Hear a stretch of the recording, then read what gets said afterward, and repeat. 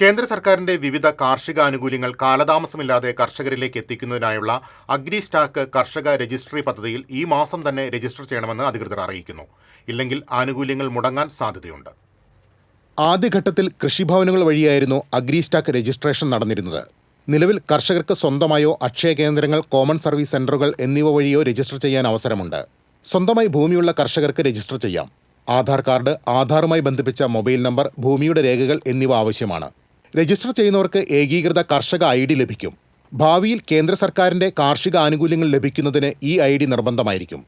കർഷകരുമായി ബന്ധപ്പെട്ട എല്ലാ വിവരങ്ങളും ഈ ഏകീകൃത ID നമ്പറുമായി ബന്ധിപ്പിക്കും. ഭൂരേഖാ വിവരങ്ങൾ പരിശോധിച്ച ശേഷമാണ് റവന്യൂ വകുപ്പ് കർഷക IDക്ക് അനുമതി നൽകുക. അതിനാൽ വില്ലേജ് ഓഫീസുകളിലെ പരിശോധന പൂർത്തിയായാലേ ID ലഭിക്കൂ. ആധാറും ഭൂമിയുടെ രേഖകളും ഒരിക്കൽ ബന്ധിപ്പിച്ചു കഴിഞ്ഞാൽ ഓരോ പുതിയ പദ്ധതികൾക്കും ആവർത്തിച്ച് രേഖകൾ സമർപ്പിക്കേണ്ട സാഹചര്യം ഒഴിവാക്കാനാകുമെന്നതാണ് കർഷക രജിസ്ട്രിയുടെ പ്രത്യേകത. ഇതുവഴി ആനുകൂല്യങ്ങളും സബ്സിഡികളും കൂടുതൽ സുതാര്യമായും വേഗത്തിലും കർഷകരുടെ ബാങ്ക് അക്കൗണ്ടുകളിലേക്ക് നേരിട്ട് ലഭ്യമാകും. ഭാവിയിൽ ഡിജിറ്റൽ ക്രോപ്പ് സർവേയുമായി ബന്ധിപ്പിക്കുന്നതോടെ ഇൻഷുറൻസ് ക്ലെയിമുകളും അതിവേഗം ലഭ്യമാക്കാനാകും. News desk TCV.